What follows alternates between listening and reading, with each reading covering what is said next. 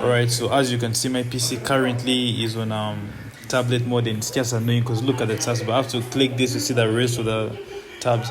Anyway, so number one is you go to CMD. So what you shouldn't do is not just click it, and also I've included the commands in the description. So these are the commands. So this is to disable tablet mode. So as you can see, I've just clicked CMD and it's opening right now.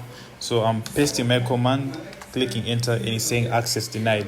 Well, the reason it's saying that is because I've been training it as administrator, so you have to run it as administrator. That's just how it's done. So right click,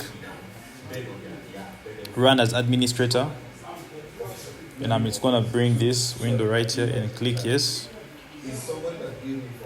Come right here, then paste your command, and as you can see, immediately it has converted it right back to desktop mode.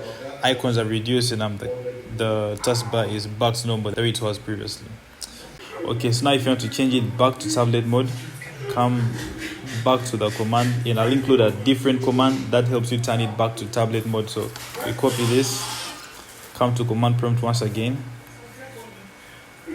That's run it as administrator, paste it, then we are back to tablet mode. So yeah, if this video is helpful to you, then just subscribe.